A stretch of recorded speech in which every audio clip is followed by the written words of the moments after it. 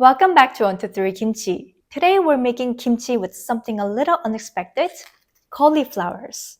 This is actually a recipe many of you have been asking for, and since it's the cauliflower season, it felt like the perfect time to make it. It's not a traditional kimchi vegetable, but when you treat it properly, it makes an amazingly light, fresh, and beautiful kimchi.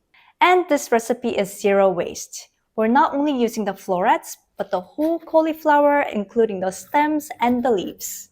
This recipe is based on 1 kilogram or 2 pounds of cauliflower, so it's easy to adjust to what you have. Start by preparing the cauliflower. Discard the top woody part of the stem and separate the leaves one by one. Separate the cauliflower into large florets, then cut them into bite-sized pieces. You can cut it any way you like, but just make sure they're bite-sized. For the stem, cut it into bite-sized pieces as well. Then the leaves. Slice them crosswise and put them in a separate bowl. Not only is it zero waste, but these green leaves add a wonderful depth of flavor to the kimchi. We'll salt the florets and the leaves separately so each part keeps the right texture. For the brine, I'm making 1 batch of brine and then separate it into 2 parts. Mix 4 cups of water with coarse sea salt and stir to dissolve completely. Pour the brine into each of them so they're fully submerged. Let them sit for about 40 minutes, making sure to turn them halfway through. After 40 minutes, you can see that the florets have released some moisture and become slightly more flexible. The leaves need a little extra attention. Gently massage the leaves for about a minute. This step is important because it helps soften the tough fibers and remove some of the raw green flavor. Then rinse both the cauliflower and the leaves twice, changing the water each time. This is to make sure that the cauliflower isn't too salty. And drain well for 10 minutes.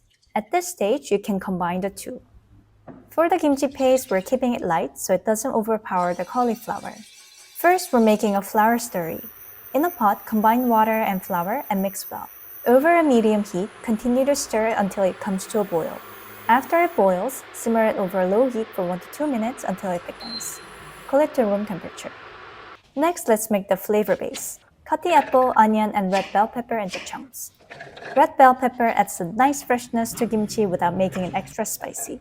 Blend them until smooth. Then add the garlic and ginger and pulse a few more times until they're finely chopped. In a bowl, add the cooled flour slurry, then mix in gochugaru, Korean red chili powder. Stir until it's well combined. Then add the flavor base, fish sauce, and mix everything well. You are looking for a texture that lightly coats the vegetables, so it's perfect. Once the cauliflower is well drained, add it to the kimchi paste. Then the green onions too. Combine everything while gently tossing them. Don't press or rub too hard, but just lift and coat like this. When everything's evenly coated, pack it into a clean jar while pressing lightly to remove empty spots. Mix 1 cup water with 2 teaspoons of salt, then swirl it around the bowl to pick up any seasoning left behind. Then pour it into the jar. This helps to keep everything submerged and creates a beautifully juicy kimchi. Add a fermentation weight on top and close the lid. To kickstart the fermentation, let it ferment at room temperature for 1 to 2 days. If it's summer, just half a day is enough.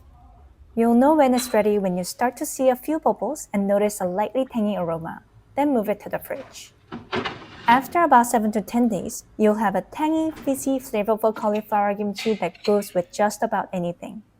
It's also good as it ages, so taste it along the whole process of fermentation.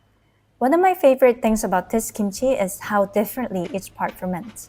The florets stay crisp and the leaves turn wonderfully tender.